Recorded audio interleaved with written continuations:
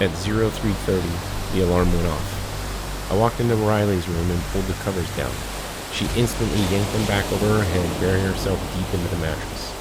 "All right," I whispered. "I'm going fishing."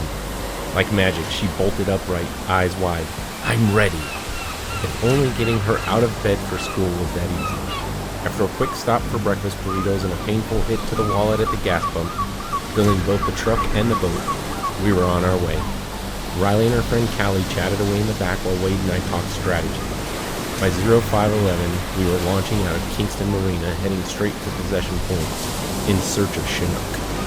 It was the girls' first time on bigger water, so Wade and I kept a close eye on them, making sure they were feeling good and finding their sea legs. 10 minutes in, the first rod went off.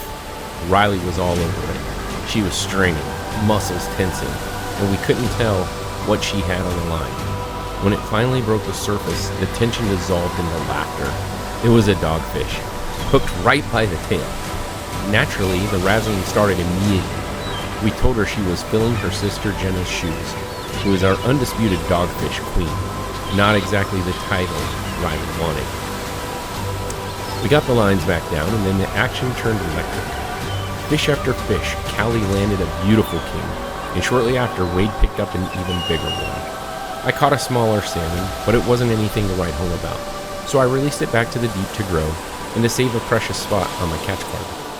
Then my rod doubled over, and the drag started screaming. I lunged for it, but I knew instantly something was wrong. The line went completely taut, and my eyes followed it 50 yards behind us, right into the path of another boat. I watched in disbelief as the captain pushed his throttle forward. I locked my drag down, praying for a miracle, but the line snapped under the immense pressure. With 2,000 boats packed into the area, gear tangles were inevitable. I muttered a goodbye to my favorite flasher as it sank to Davy Jones' locker, quickly swapped rods, and got back in the game. That's when Riley's voice cut through the engine noise. "The rod's going off! One!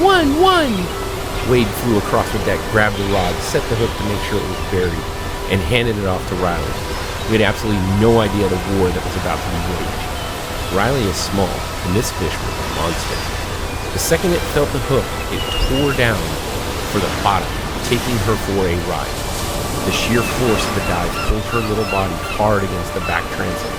She was visibly struggling, the rod bending to a breaking point. Wade stepped in, grabbing her and steadying the rod so she wouldn't get pulled over. She fought that fish with everything inside her. Halfway through, her arms burning and trembling, she looked up and wanted to quit, tears in her eyes, but neither Wade nor I was going to let her give up on this moment. "Keep going, Riley," we urged. "You've got this. Just keep pumping. Keep turning that reel, baby." Callie stood ready with the net, but when the massive tail broke the surface and thrashed, panic set in. She was terrified she'd lose it. I dropped everything, grabbed the net, and threw the boat into full neutral. It was a terrifying move with a sea of boats swarming around us, but nothing mattered more than landing this fish for my girl. I rushed to the stern. Riley was running on empty, struggling just to stay upright, but Wade kept her pinned securely against the wind. "It's right here, Riley," I yelled over the engine. "Dig deep, just a little bit more." When I finally scooped the net under the fish, I could barely lift it out of the water. It was a true leviathan. Buried deep in the mesh, the weight was so immense, I had to drag the net across the boat just to get it over the gunwale. We checked the tail. No adipose fin. It was a keeper. High fives and cheers all around.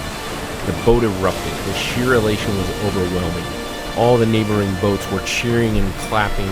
Riley so small, yet getting something so big. Everybody seemed ecstatic. Riley had just landed her very first truly giant king salmon. Her arms and wrists were so completely spent from the battle that she couldn't even lift the fish up for a photo until hours later. She complained how sore she was, but the massive smile on her face said it all. It was worth every single ounce of pain. That morning, we didn't just catch a monster fish. We forged a memory that she and I would carry for a lifetime. I could not be prouder of my baby girl.